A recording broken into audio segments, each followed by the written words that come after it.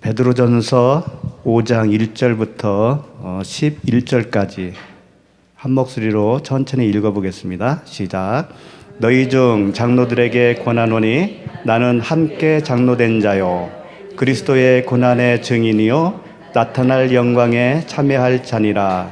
너희 중에 있는 하나님의 양무리를 치되 억지로 하지 말고 하나님의 뜻을 따라 자원함으로 하며 더러운 이득을 위하여 하지 말고 기꺼이 하며 맡은 자들에게 주장하는 자세를 하지 말고 양무리의 본이 되라. 그리하면 목자장이 나타나실 때에 시들지 아니하는 영광의 관을 얻으리라. 젊은 자들아 이와 같이 장로들에게 순종하고 다 서로 겸손으로 허리를 동이라. 하나님은 교만한 자를 대적하시되 겸손한 자들에게는 은혜를 주시느니라. 그러므로 하나님의 능하신 손 아래에서 겸손하라. 때가 되면 너희를 높이시리라. 너희 염려를 다 주께 맡기라. 이는 그가 너희를 돌보심이라. 근신하라 깨어라. 너희 대적마귀가 우는 사자같이 두루다니며 삼킬 자를 찾나니 너희는 믿음을 굳건하게 하여 그를 대적하라. 이는 세상에 있는 너희 형제들도 동일한 고난을 당하는 줄을 알미라.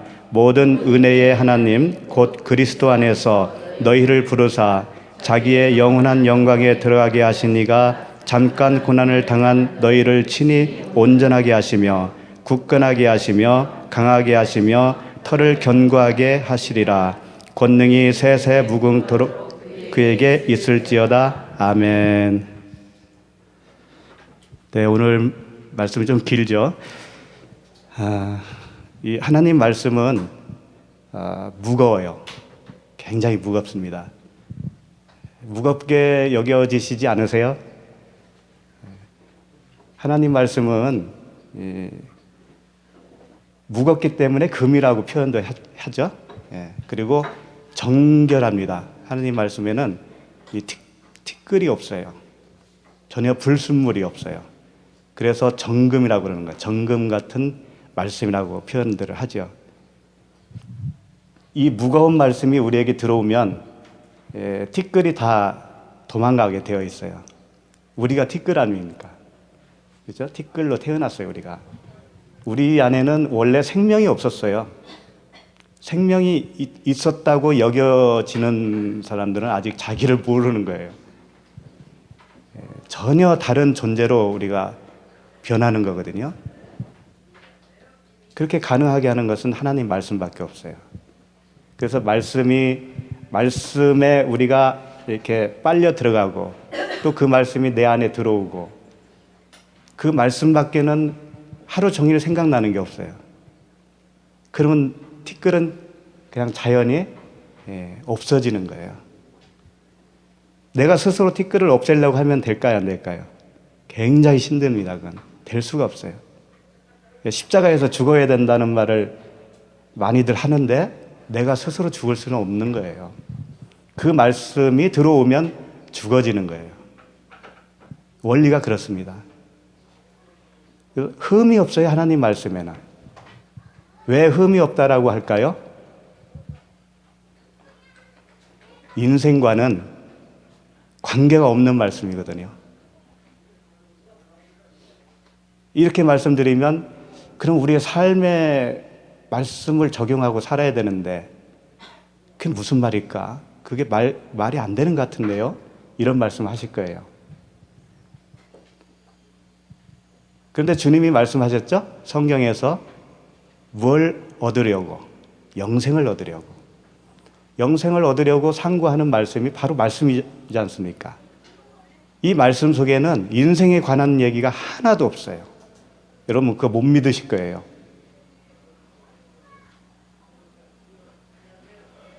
그러면 인생을 어떻게 살라고? 근데 말씀이 살아줘요.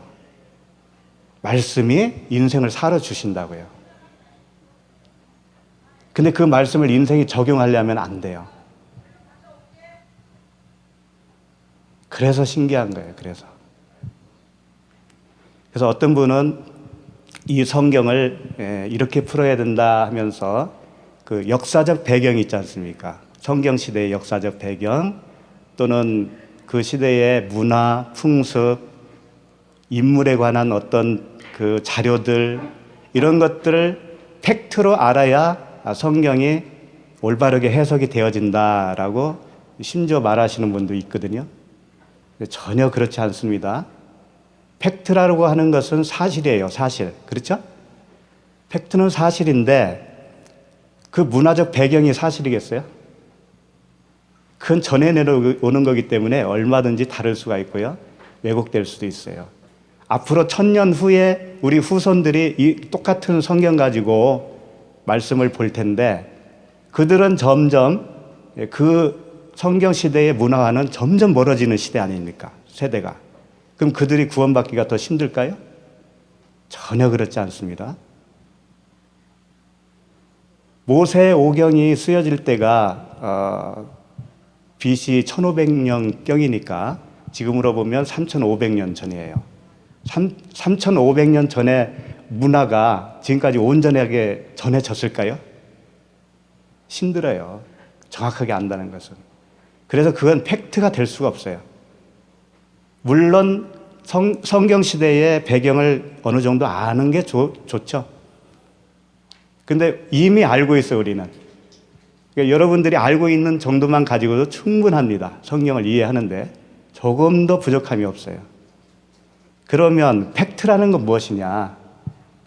팩트는 사실은 이 성경 말씀 그대로예요. 이 문자 그대로라고 해요. 문자 그대로. 문자는 다 읽을 수 있잖아요. 글. 그거 자체가 사실이라고요. 그게 팩트라고요. 그 사실에서 내용을 우리가 알아먹는 것이 그게 성경을 통한 구원이에요. 눈에 보여지는 사실은 사실일 뿐이고 그 사실이 우리를 구원하는 게 아니고 그 안에 있는 내용이 그 사실이 함유하고 있는 내용이 우리를 구원한다고요. 그런데 어쩌면 저도 그랬지만 과거에는 이 팩트만 가지고 나에게 적용을 하려고 했습니다. 우리 삶에 적용을 하려고 했어요. 문자적 의미를 가지고. 그렇기 때문에 다 실패하고 나중에 보니까 의아해 하는 거예요. 이게 뭐지? 그러는 거예요. 그래서 하나님 말씀 자신이 그런 것들을 힌트를 준 말씀이 있어요. 제가 그냥 읽어드릴게요. 에스겔서 17장 2절에 보면 이런 말씀이 있어요. 인자야, 너는 이스라엘 족속에게 수수께끼와 비유를 말하라. 그리고 예수님도 그랬죠? 예수께서 이 모든 것을 우리에게 비유로 말씀하시고 비유가 아니면 아무것도 말씀하지 아니하셨으니 이 비유, 수수께끼, 성경 말씀이 수수께끼라는 거예요. 수수께끼.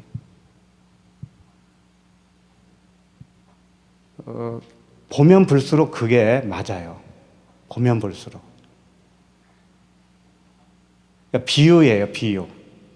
주님이 비유의 말씀 몇 가지 한 거, 그것만 비유의 말씀이 아니고 성경 전체가 그렇다는 거예요. 그런 맥락으로 쓰여졌다는 거예요. 그래서 우리는 속아요. 잘못 보면 속는다고요. 근데 왜 이렇게 하셨을까요, 하나님은? 자기 양은 목자의 음성을 듣는다고 그랬잖아요. 자기의 양을 골라내기 위해서 그런 거예요. 수수께끼로 주셨지만 자기 양은 그걸 알아본다는 거예요. 그걸.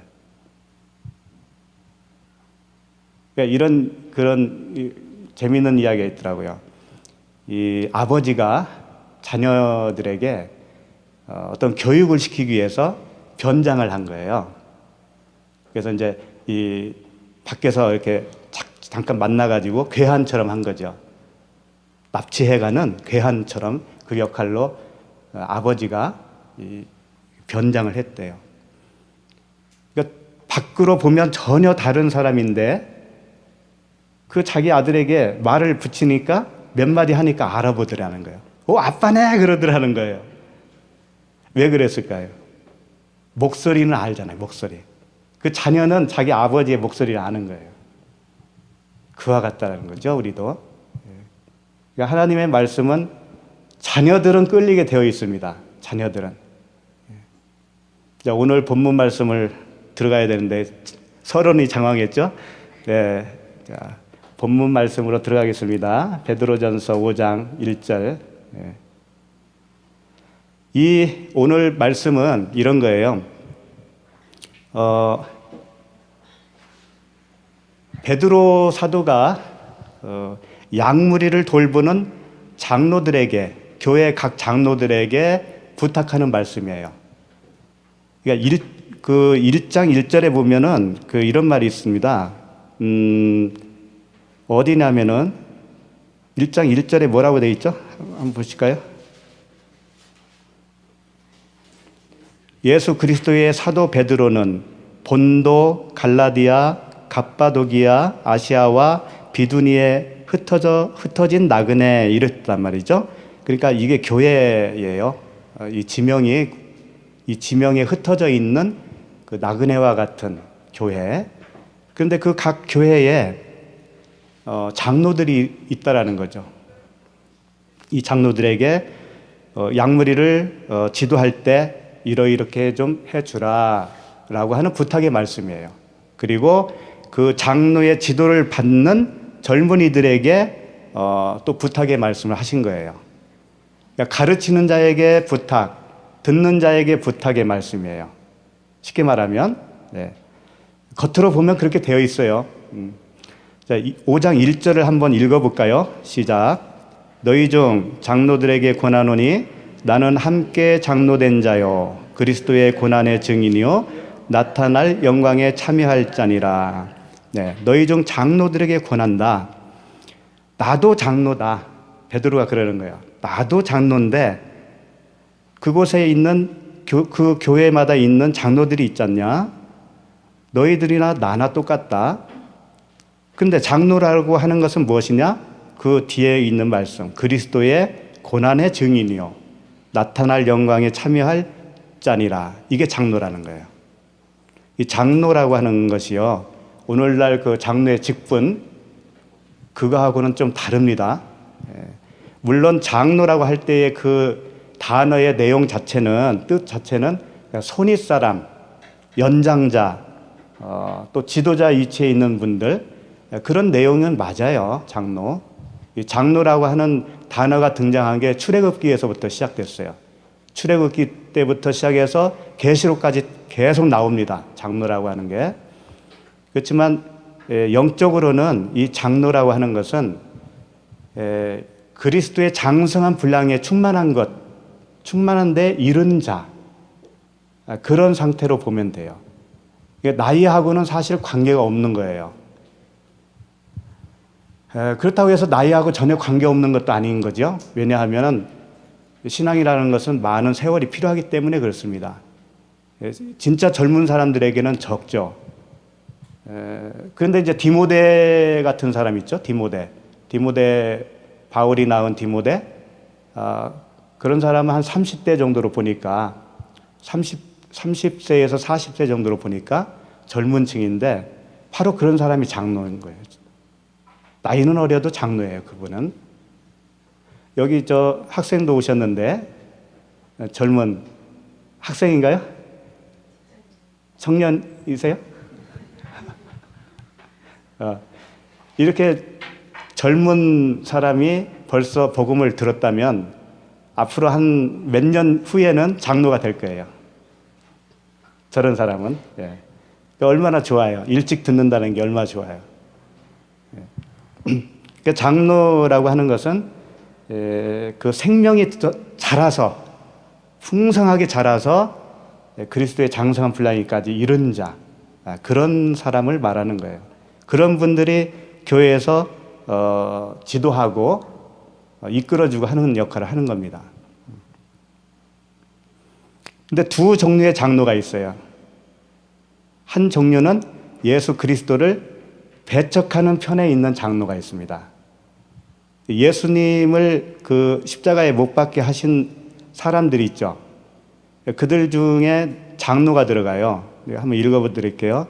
마태복음 16장 21절 보면 이때로부터 예수 그리스도께서 자기가 예루살렘에 올라가 장로들과 대제사장들과 서기관들에게 많은 고난을 받고 죽임을 당하고 제3일에 살아나야 할 것을 제자들에게 비로소 나타내시니 그랬습니다. 그러니까 똑같은 장로라고 불러도 그리스도와 대척점에 있는 장로가 있다라는 거죠. 그러니까 이분은 어떤 분이냐면 비진리로 충만해 있는 분이에요.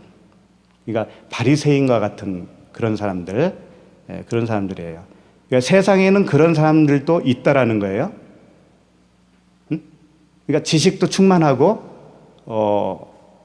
이 성경 말씀도 잘 압니다. 이 사람들이 잘 알잖아요. 바리새인들이 성경에 대해서는 빠삭하잖아요.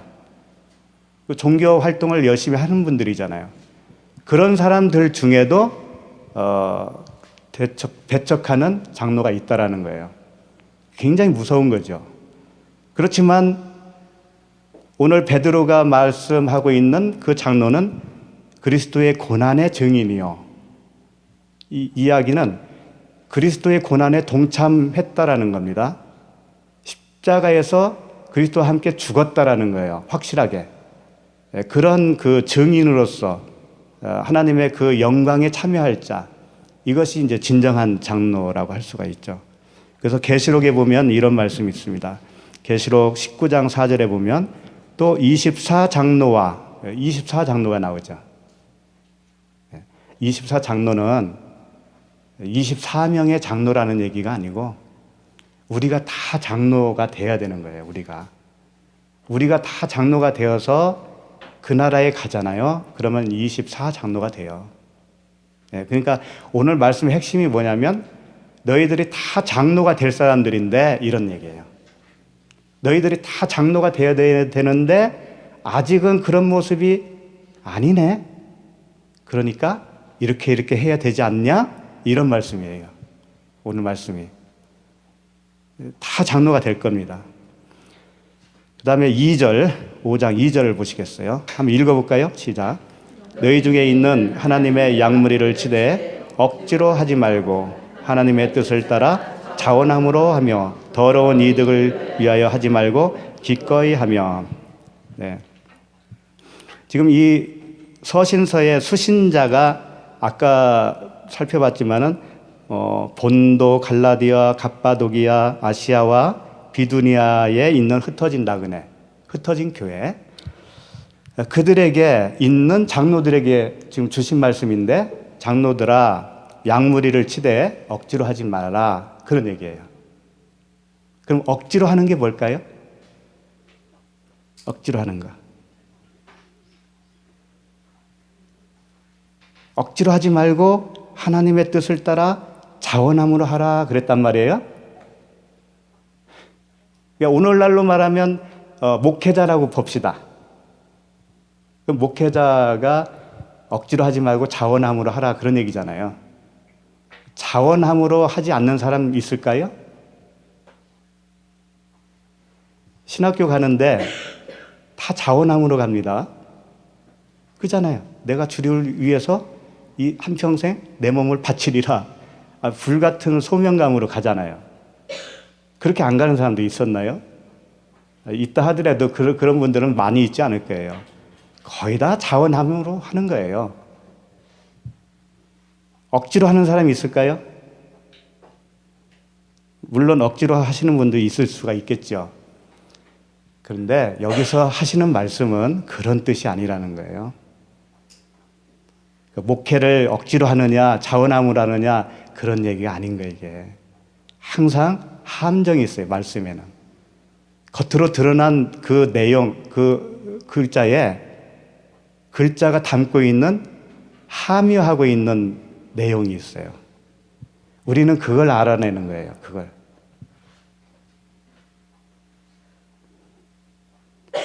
간단합니다, 이게. 하나님의 그 뜻을 따라 하는 것이 뭘까요? 하나님의 뜻을 따라 하면 그게 자원함으로 하는 거예요. 간단하잖아요. 그럼 하나님의 뜻으로 하지 않으면 어떻게 되는 거예요? 억지로 하는 거예요. 그럼 하나님의 뜻으로 한다는 건 뭘까요? 하나님의 뜻으로 한다는 것은 내가 없고 내가 죽고 그분이 내가 되어져서 그분이 하시는 거예요. 결국 무슨 말일까요, 그게? 십자가에 못 박혀야 되는 거예요. 십자가에 못 박혀서 내가 죽어야 된다고요. 그래야 주님의 뜻대로 할 거 아니에요. 그렇죠? 그렇게 되는 것이 자원함으로 하는 것이고 하나님의 뜻으로 하는 것이고 억지로 하는 것이 아니게 되겠죠. 반대로 자기가 살아있으면 어떻게 되겠어요? 자기가 살아있으면 억지로 하는 겁니다. 그게 자기 뜻으로 하는 거거든요. 그게 겉으로 보면 멋져 보일 수도 있습니다. 규모가 클 수도 있어요. 근데 그런 것과는 관계없는 얘기예요. 주님이 하시는 것이 되어야 된다, 그런 얘기입니다. 그 다음에 더러운 이득을 위하여 하지 말고 기꺼이 하며. 그래서 더러운 이득을 위하여 한다는 얘기가 뭘까요? 목회자가 사례비 받는 거? 그게 더러운 이득인가요? 그러면 이런 말도 있잖아요. 그 밭가는 소 입에 멍에를 씌우지 말아라. 그러면서 하나님이 어찌 소를 위한 말씀이겠느냐, 이게. 그런 말씀도 있잖아요. 그러니까 여기서 말하는 더러운 이득이라고 하는 것은 우리가 생각하는 그런 이야기가 아니에요. 다 영적 이야기예요. 다 100%. 이득 또는 이윤, 이자, 그런 말씀들이 성경에 많이 나오는 걸 보셨을 거예요. 이자. 신명기에 보면, 신명기 23장 19절에 보면은요, 내가 형제에게 구워주거든 이자를 받지 말지니 곧 돈의 이자, 식물의 이자, 이자를 낼 만한 모든 것의 이자를 받지 말 것이라. 율법에 이런 말씀이 있다라니까요. 돈을 빌려주되 또는 식물을 빌려주되 이자를 받지 말라는 거죠. 이 말씀대로 해야 될 것 같으면 돈 빌려주고 이자 받는 사람 큰일 나는 거지요. 금융기관도 잘못된 거고 그렇잖아요. 이 이윤이 뭔지를 알기 위해서 우리 말씀을 한 군데 더 보겠어요. 신약성경에 마태복음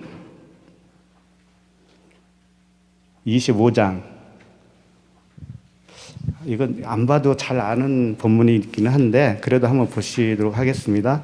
마태복음 25장 달란트 비유 있죠. 몇 절부터죠? 14절? 네네. 또 어떤 사람이 타국에 갈 때 그 종들을 불러 자기 소유를 맡긴과 같으니 각각 그 재능대로 한 사람에게는 금 5달란트, 한 사람에게는 2달란트, 한 사람에게는 한 달란트를 주고 떠났다. 네. 5달란트, 2달란트, 1달란트는 다 같은 겁니다. 이게 뭘까요? 말씀이에요, 말씀. 말씀을 맡겼어요. 일단 맡겼습니다.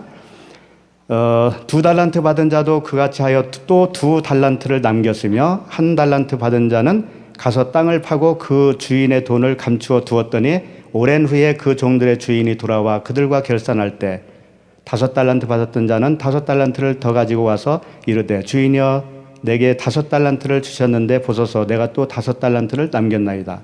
그 주인이 이르되 잘하였도다 착하고 충성된 종아 내가 적은 일에 충성하였음에 내가 많은 것을 내게 맡기리니 내 주인의 즐거움에 참여할지어다 하고 그 2달란트도 마찬가지고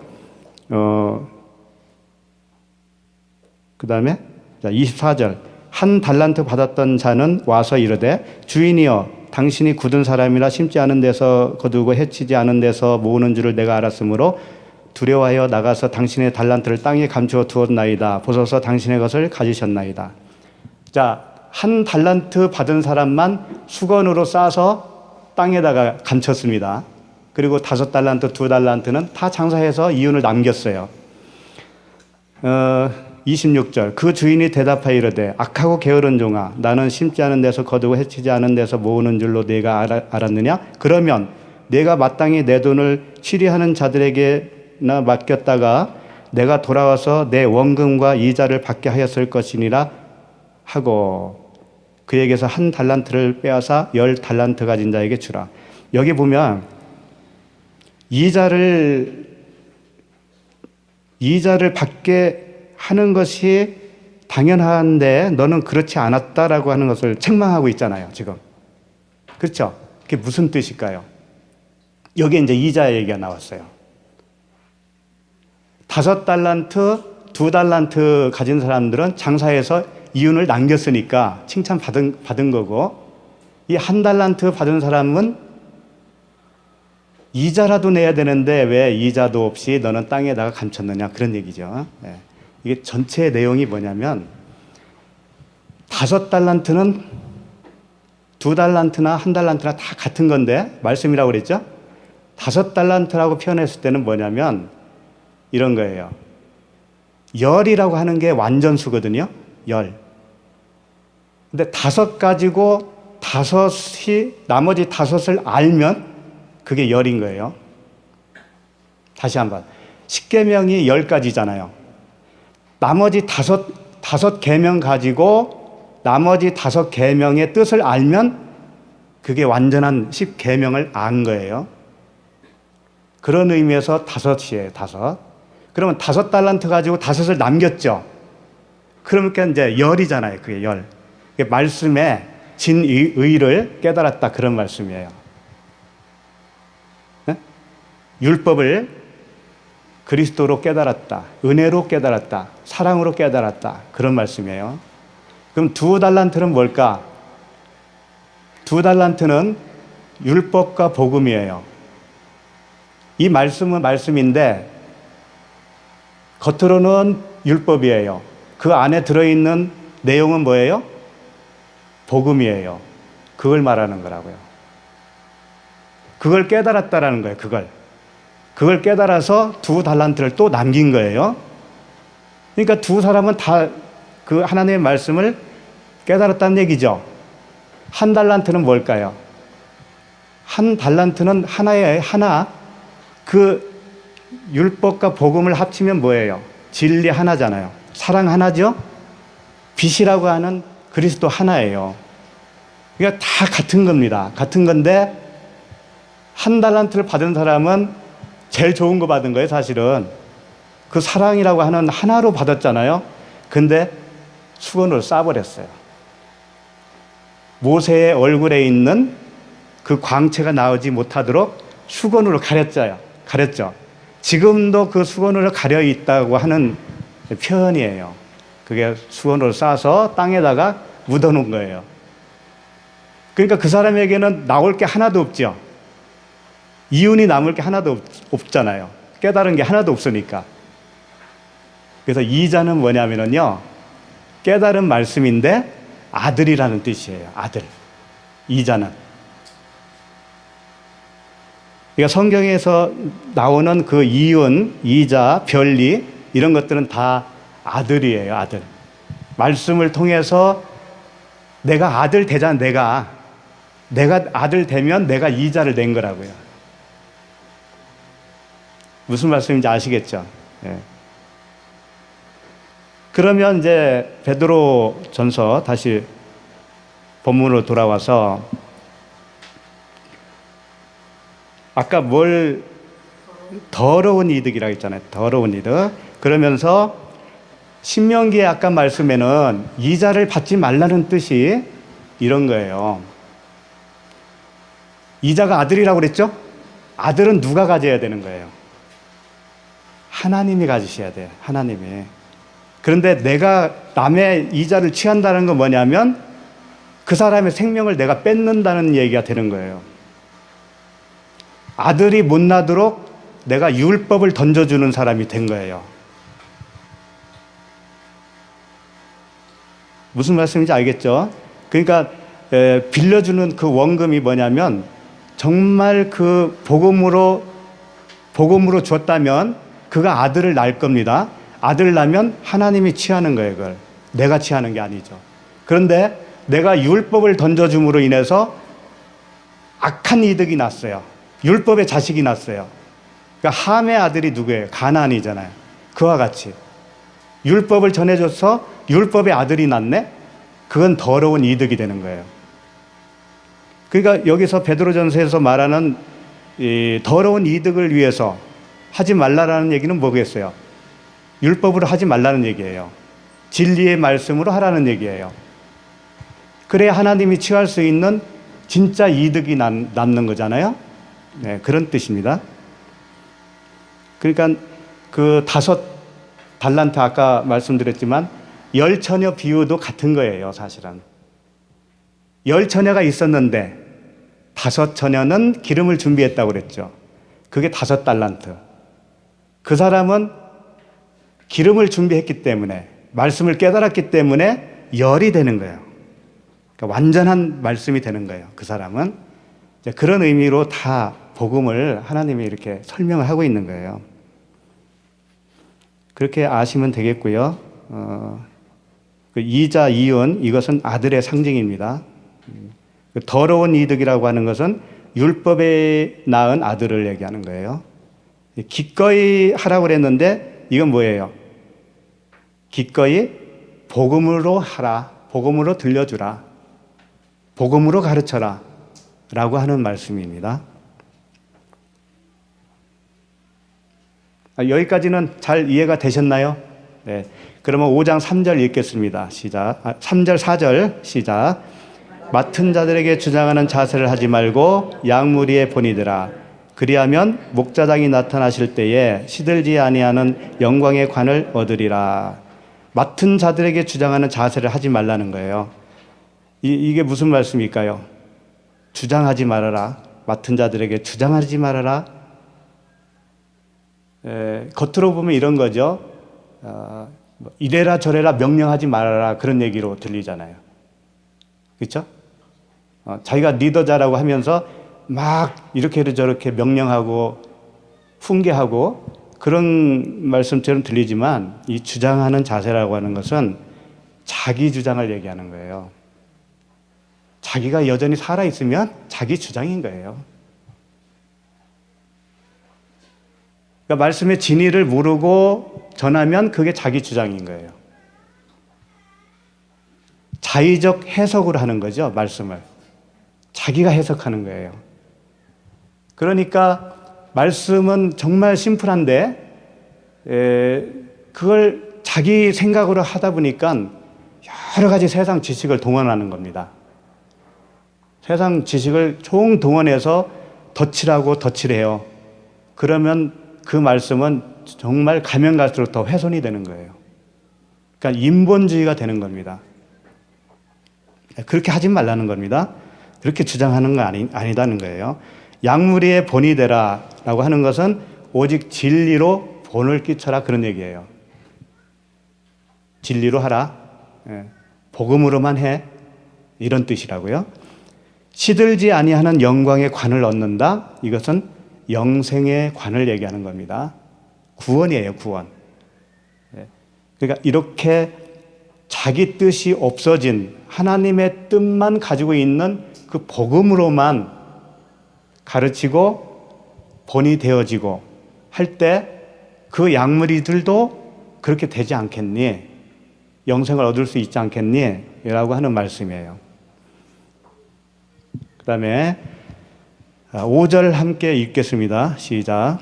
젊은 자들아 이와 같이 장로들에게 순종하고 다 서로 겸손으로 허리를 동이라. 하나님은 교만한 자를 대적하시되 겸손한 자들에게는 은혜를 주시느니라.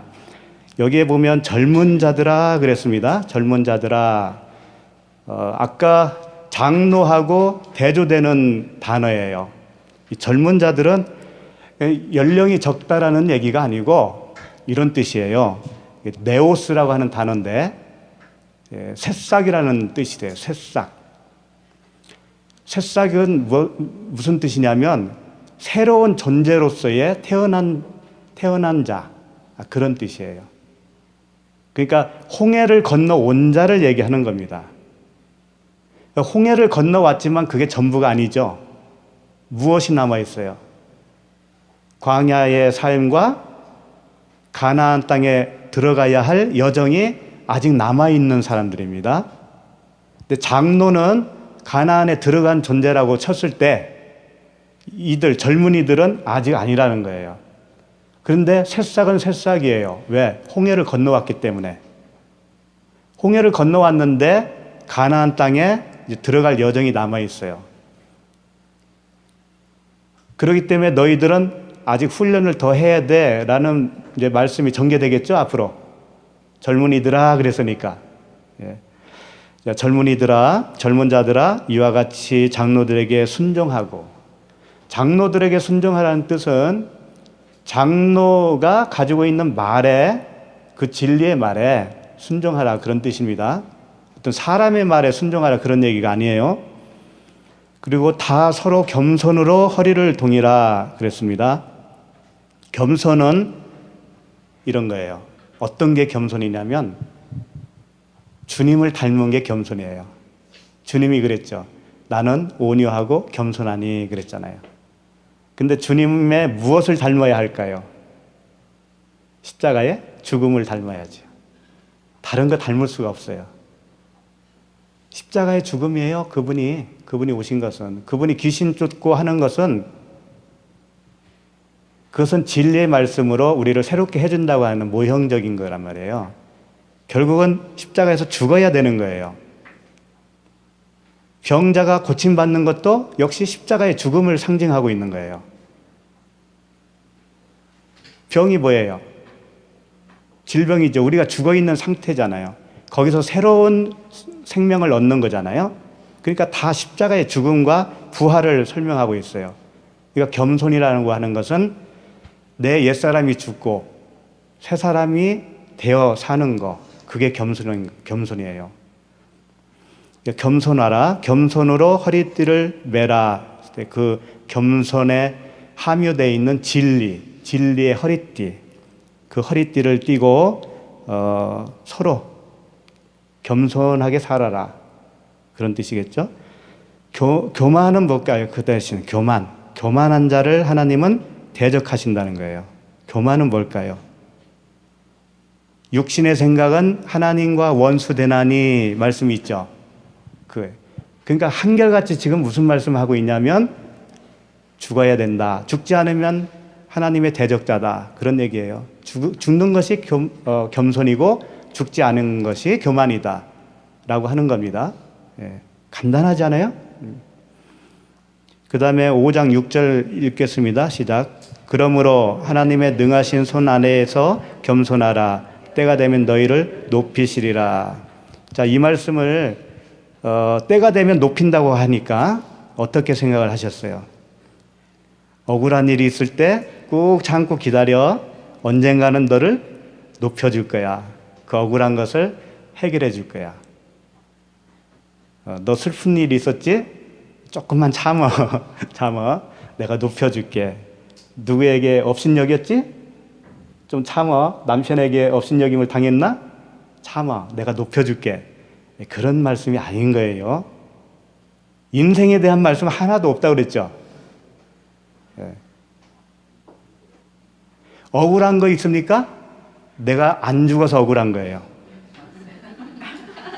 그거 하나로 다 끝나버리는 거예요. 그걸 못해서 그런 거예요. 그게 안 되기 때문에. 그러니까 꾹 참고 견디고 뭐 억울함을 갚아주고 서러움에서 일으켜준다는 그런 말씀이 아니고, 이 때가 돼서 높인다는 건 뭐냐면 지금 너희들은 이제 새싹이잖니, 젊은이잖니, 장로와 같은 그 온전한 자로 세워주겠다, 그런 거예요. 그걸 누가 하겠다? 주님이 하시겠다. 네, 그거예요. 그러니까 너는 겸손한 자리에만 있어라. 십자가의 도를 깨닫고 있어라. 그 말씀으로 자기를 복종시키면 되는 거예요. 7절 읽겠습니다. 너희 염려를 다 주께 맡기라. 이는 그가 너희를 돌보심이라. 다 주께 맡기라는 거예요. 왜 그러냐 하면 네가 그렇게 성장하고 가나안 땅으로 들어가는 그 일조차도 누가 하시기 때문에 네가 하는 게 아니고 다 하나님이 해 주시기 때문에 그렇다라는 거예요. 그래서 맡기라는 거예요. 예. 그렇게 맡기고 믿음으로 있으면 너희를 돌보신다라는 거예요. 그분이 그 장성한 분량에까지 돌보겠다 그런 얘기예요. 그러면 맡긴다라고 했을 때 맡기면은 어떻게 해야 되나요? 뒷짐 지고 가만히 있으면 될까요? 주식 투자해 보셨습니까? 주식 투자하고 맡기잖아요. 맡기죠? 그럼 맡기고 놀러 다녔나요? 밤낮으로 그거 보죠? 어떻게 됐나? 맡겼다고 하는 것은 바로 그겁니다. 맡겼기 때문에 더 관심을 갖는 거예요. 되든지 말든지 나 몰라 이런 게 아니라니까요. 네. 내 구원에 관한 내 영혼의 그 성장을 하나님께 맡겼다면 더 하나님께 관심을 갖는다 그런 얘기예요. 그럴 거 아니겠어요? 더 들으려고 할 것이고 더 읽으려고 하고 더 묵상하고 더 하나님을 바라볼 거 아닙니까? 이게 맡긴 자의 태도예요. 그리고 그런 태도가 나올 수밖에 없어요. 자, 그 다음에 8절 읽겠습니다.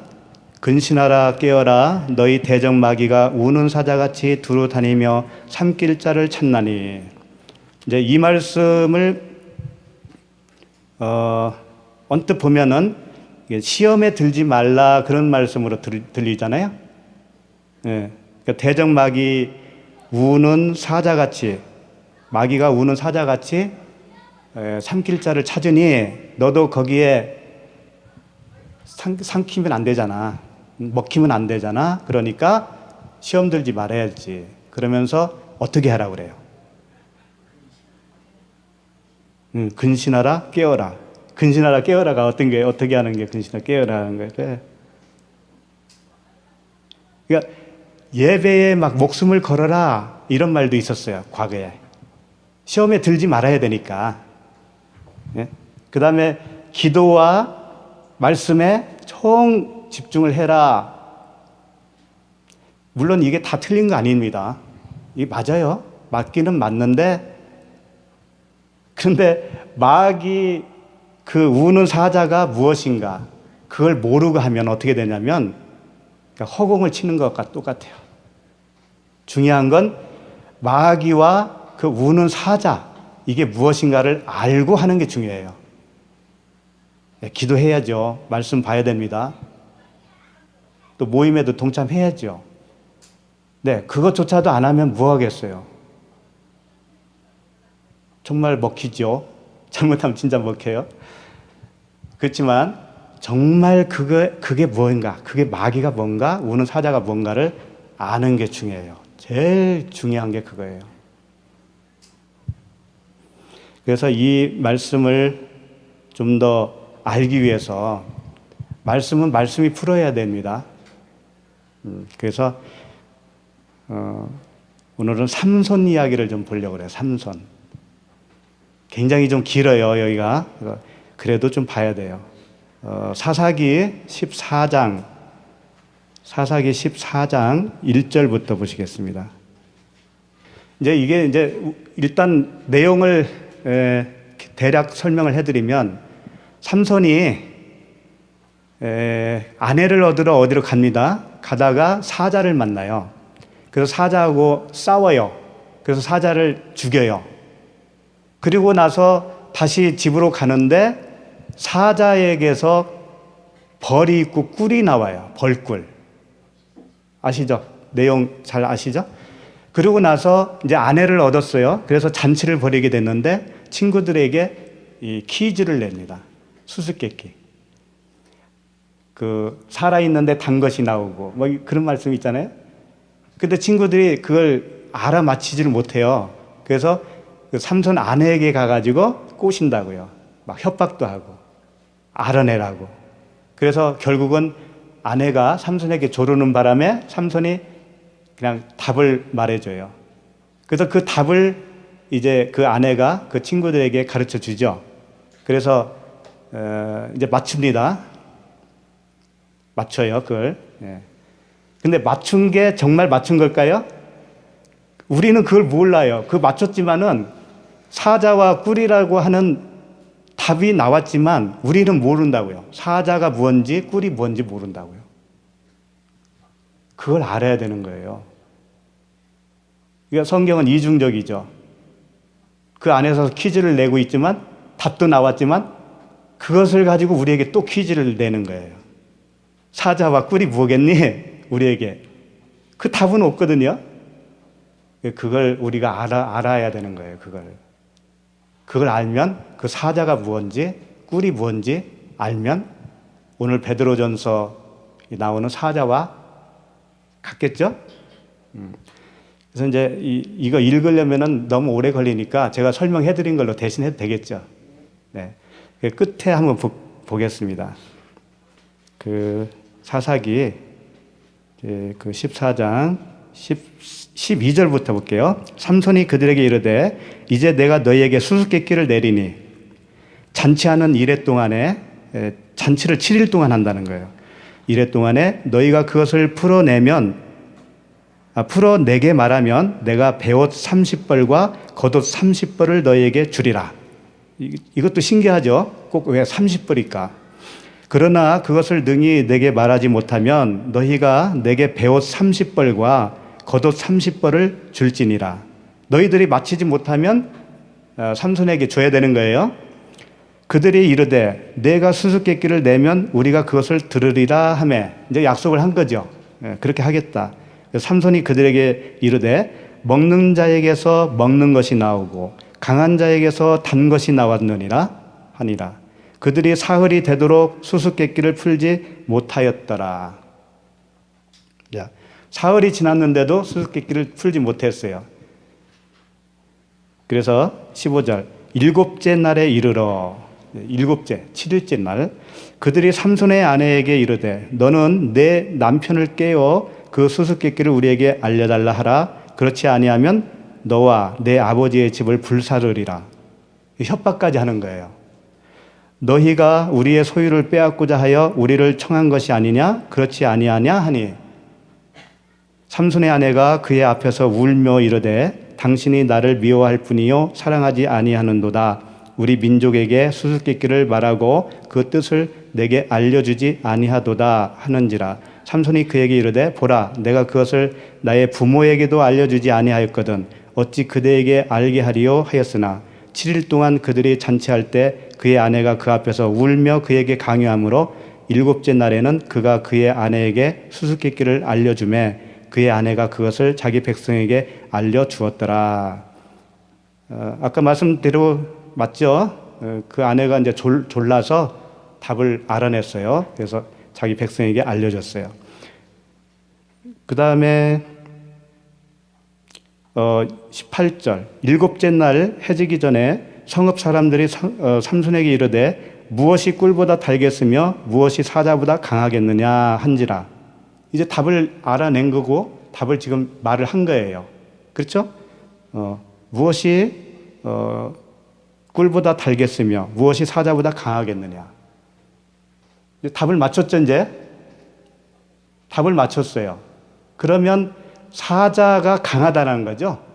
가장 강하다고 하는 표현으로 사자를 여기서 상징으로 주어진 것이고 그 안에서 나오는 꿀. 그러면 이제 사자가 뭘까요? 사자가 가장 강한 것이 뭘까요? 네? 그렇죠. 율법이에요. 율법은 하나님의 말씀이죠. 예. 말씀보다 강한 게 어디 있겠어요? 가장 강한 것이 말씀인데 겉에 있잖아요. 겉에. 그 안에 꿀은 뭐겠어요? 복음이죠. 그리고 먹는 거잖아요. 이게 꿀은 먹는 거기 때문에 양식으로 표현하면 좋아요. 양식은 뭐겠어요? 말씀이죠, 또. 말씀. 그러니까 진리의 말씀, 복음, 이것은 사자 안에 들어있는 거죠. 그리고 사자는 겉에 있는데 죽었잖아요. 죽었죠? 그러니까 이게 예수라고 해요, 예수. 죽은 사자는 예수예요. 육체의 예수. 그 예수가 왜 죽어야 될까요? 그 율법 아래로 오셨죠? 예수님이. 율법 아래로 오셨어요. 율법이 사자라면 예수님이 그 사자와 같은 모습으로 오셔서 본인이 죽으시는 거예요. 죽으시니까 옆구리에서 뭐가 나왔어요? 성령이 나왔잖아요. 물과 피. 물, 피, 성령은 하나라고 그랬습니다. 결국은 성령, 물, 피, 진리, 말씀, 이게 꿀이라는 거예요. 그러니까 주님은 계속해서 반복해서 율법과 복음을 설명하고 있는 거예요. 그런 맥락으로 성경을 보면 정말 이제 착착착착 열릴 겁니다. 그동안에 막혔던 것들이 아주 시원하게 열릴 거예요. 그래서 성경을 자주 읽으세요. 18절 끝에 보면 난데없이 이런 말이 나옵니다. 그들에게 이르되 너희가 내 암송아지로 밭 갈지 아니하였더라면 내 수수께끼를 능히 풀지 못하였으리라 하니라. 여기서 암송아지로 밭 갈았다라고 하는 거예요. 이 친구들에게. 이 친구들이 그런 적이 없잖아요. 이 친구들이 한 거라면 뭐예요? 삼손 아내한테 가서 졸라댄 거예요. 알려달라고 졸라댄 거. 뭔지 아시겠죠? 우리도 졸라대야 돼요. 밭 갈아야 된다고 우리도 주님께 요청을 하셔야 됩니다. 그래서 성령이 가르쳐 주셔요. 예, 성경을 읽을 때 그 성령을 의지하시면서 읽어보세요. 그러면 가르쳐 주셔요. 가르쳐 주신다고, 진짜로. 그런데 19절 보시면은요, 여호와의 영이 삼손에게 갑자기 임하셨어요. 갑자기 임하셨어요, 삼손에게. 임하시니까 이상한 행동이 나오네. 또 삼손이 아스글론에 내려가서 그곳 사람 30명을 쳐 죽이고 30명을 쳐 죽이고 노력하여 수수께끼 푼 자들에게 옷을 주고 심히 노하여 그의 아버지의 집으로 올라갔고 삼손의 아내는 삼손의 친구였던 그의 친구에게로 준바되었더라. 이상한 얘기들이 나오죠. 그 30벌의 그 옷을 주겠다고 약속을 했잖아요. 수수께끼를 마치면. 그러니까 그걸 지키기 위해서 사람 30명을 때려 죽인 거예요. 근데 자기 생각으로 한 게 아니에요. 여호와의 영이 삼손에게 갑자기 임하니까 그랬다는 거죠. 그러니까 이런 것들을 다 사람의 잣대로 보면 안 되는 겁니다. 그 30벌의 옷이 뭐겠어요? 그리스도로 옷 입었느니라. 예? 그리스도로 옷 입었느니라. 누가 죽어야 그 옷이 있는 거예요? 블레셋 사람들, 나쁜 놈들, 내 겉사람, 옛사람. 그게 죽어야 그 그리스도로 옷 입는 거예요. 다 그걸 설명하고 있어요. 네. 자, 오늘 베드로전서 다시 가서 이제 마무리하겠습니다. 그러니까 오늘 근신하라 깨어라 너의 대적 마귀가 우는 사자같이 할 때 이 마귀 사자는 율법이에요. 율법이라고요. 그러니까 우리가 복음의 말씀을 듣다가도 율법으로 나도 모르게 빨려 들어간다면 먹힌 거라고요. 그걸 조심하라는 거죠. 그러니까 대적하라 그러잖아요. 그러니까 대적해야 돼요. 대적하는 건 뭐냐면 그 진리의 말씀으로 항상 무장하라. 그 말씀에 집중을 해라. 복음에 집중을 해라. 라고 하는 겁니다. 그래야 그 사자와 같은 율법이 나를 삼키지 못해요. 근데 왜 율법과 복음이 그렇게 중요할까요?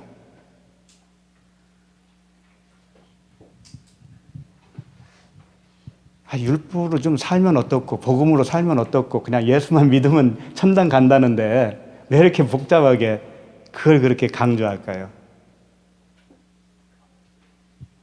율법의 정의를 항상 머릿속에 가지고 있어야 돼요. 율법의 정의.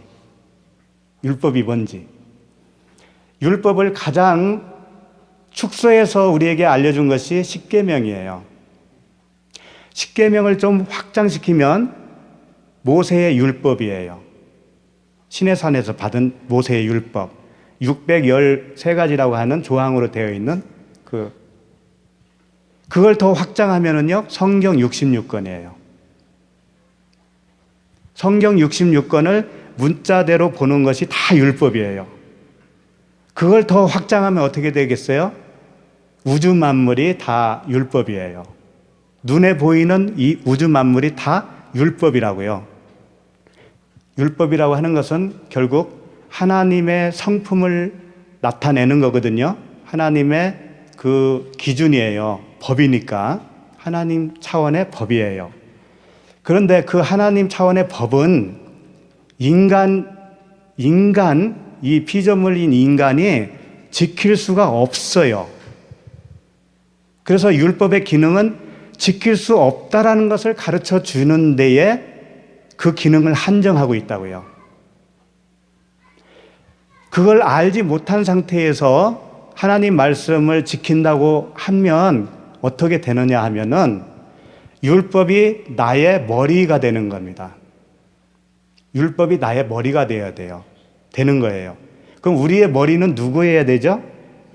그리스도가 되어야 되는 거잖아요. 그리스도는 우리의 머리고 나는 그의 몸이 되어야 되는 건데 율법을 붙들고 있으면 율법이 나의 머리가 된다니까요. 그리고 내 몸은 율법의 몸이 된다니까요.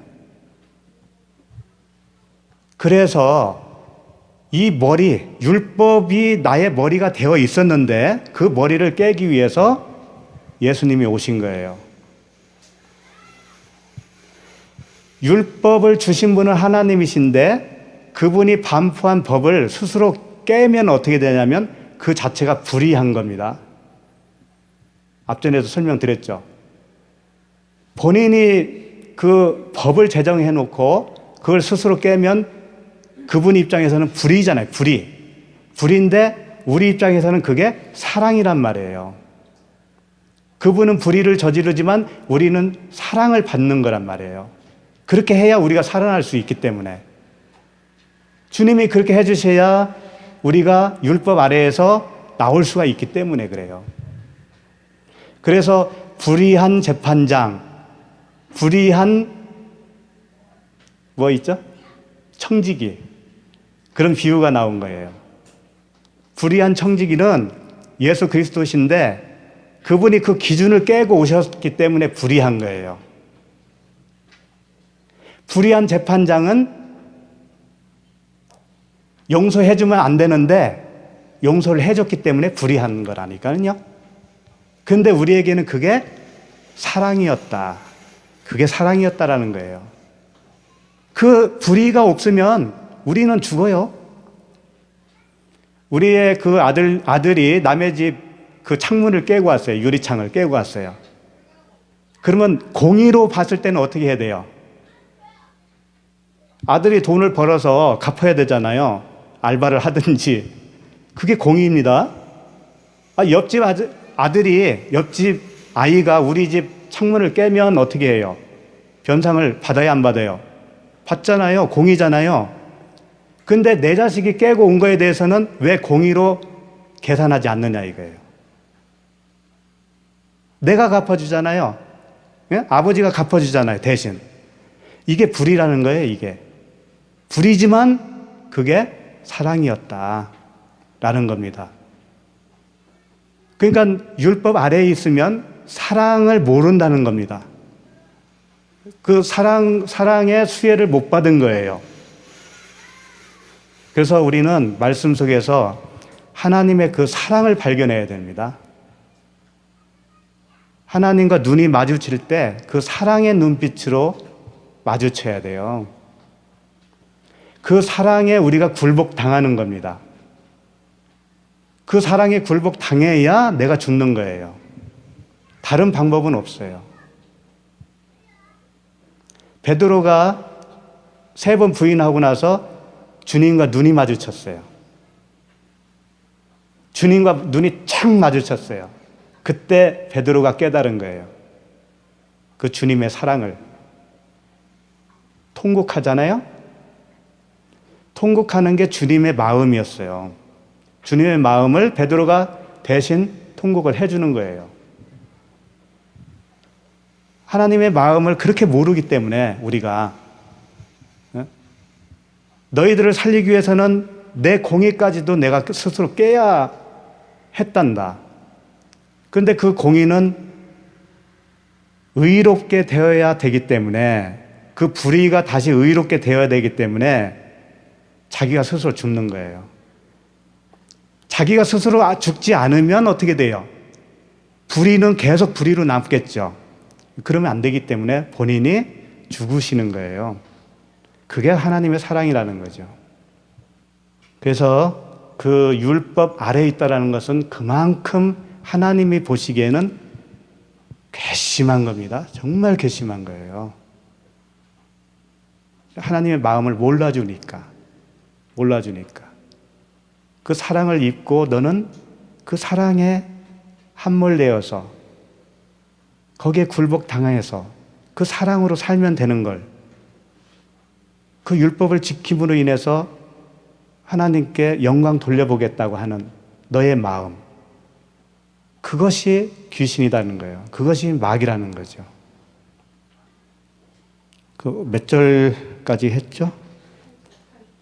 9절 할 차례죠. 네, 9절 읽겠습니다. 너희는 믿음을 굳건하게 하여 그를 대적하라. 이는 세상에 있는 너희 형제들도 동일한 고난을 당하는 줄을 알미라. 믿음을 굳건하게 하여 그를 대적하라. 이는 세상에 있는 너희 형제들도 동일한 고난을 당하는 줄을 알미라.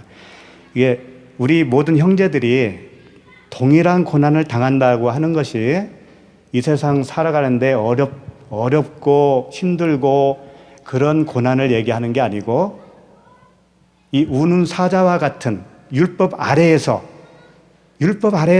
주님의 그 사랑 안으로 온전히 들어가는데 고난이다라는 거예요. 그게 광야의 삶을 지나서 가나안까지 가는 그 여정이 고난이다, 그런 얘기입니다.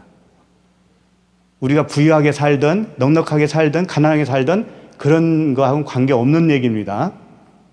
내 안에 영적 상태가 고난인 거예요. 온전해지기 전까지는 고난인 거예요. 그래서 이 처음 하늘과 처음 땅이죠. 우리가 태어나면 처음 하늘과 처음 땅이 새 하늘과 새 땅으로 바뀌는데 그렇게 고통스러운 거예요. 새 피조물이 되는데 그렇게 쉽겠어요? 어려운 겁니다. 그래서 이제 우는 사자와 같이 산기자를 찾는다는데 시험에 들지 말아라, 이런 뜻이 아닙니다. 그런 차원이 더 훨씬 높은 차원의 얘기예요. 그 다음에 10절 읽어보겠습니다. 시작. 모든 은혜의 하나님 곧 그리스도 안에서 너희를 부르사 자기의 영원한 영광에 들어가게 하신 이가 잠깐 고난을 당한 너희를 친히 온전하게 하시며 굳건하게 하시며 강하게 하시며 터를 견고하게 하시리라. 네. 이게 이제 우리를 온전케 하는데 주님이 하시겠다, 그런 얘기입니다. 오직 주님이 하실 테니까 너희들은 여기에 동참만 하고 있으면 돼, 그런 얘기죠.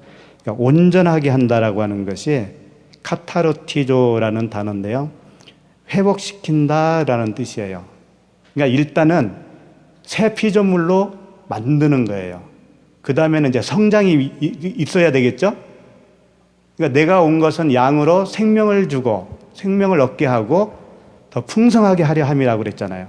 그러니까 생명을 주는 것이 온전하게 한다, 라고 하는 뜻이라면 그 다음에 굳건하게 한다. 굳건하게.